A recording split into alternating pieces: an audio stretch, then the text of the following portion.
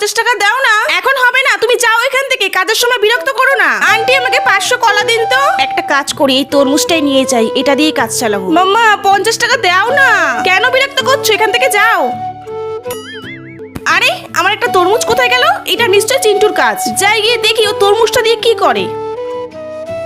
বন্ধুরা, আমি তরমুজটা নিয়ে এসে খুব বড় অন্যায় করেছি, কিন্তু আজকে আমার বন্ধুর জন্মদিন আর আমার কাছে কোনো টাকাও নেই। মায়ের কাছে কিছু টাকা চাইলাম তো মা আমাকে দিলও না, তাই ভাবলাম এই তরমুজটা দিয়ে একটা কেক বানানো যাক। জানো তো বন্ধুরা, আমার ক্লাসমেট বন্ধু কয়েকদিন যাবত খুব অসুস্থ, সে অনেকদিন ধরে স্কুলে যেতে পারছে না। তাই ভাবলাম তার জন্মদিনে যদি গিয়ে কিছু উপহার দিই তাহলে তার মনটা কিছুটা হলেও ভালো হবে। আরে আরে মা চলে এসছে মনে হয়, আমি তাড়াতাড়ি করে ফ্রুটগুলো দিয়ে অন্য দরজা দিয়ে পালিয়ে যাই। বাবা গো, আরেকটু হলেই ধরা পড়ে যেতাম। চিন্টু কেক বানিয়ে কার জন্য নিয়ে যাচ্ছে এটা আমাকে দেখতেই হবে।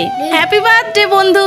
বন্ধু তুই অনেকদিন ধরে স্কুলে যেতে পারছিস না, আর আমার একা একা ভালোও লাগে না। তুই খুব তাড়াতাড়ি সুস্থ হয়ে ওঠ বন্ধু, তারপরে আমরা একসাথে স্কুলে যাব। এই দেখ তোর জন্মদিনে আজকে আমি নিজের হাতে কেক বানিয়ে নিয়ে এসেছি, খেয়ে দেখ তো কেমন হয়েছে। ধন্যবাদ বেটা। ওয়াও, কেকটা তো খুব সুন্দর বানিয়েছিস, দারুণ হয়েছে দারুণ। আরে চিন্টুর বন্ধু, তুমি তোমার জন্মদিনে আমাকে নিমন্ত্রণ করোনি কেন? দেখো আমি তোমার জন্য নতুনত্ব অনেক খাবার নিয়ে এসেছি। ধন্যবাদ আন্টি।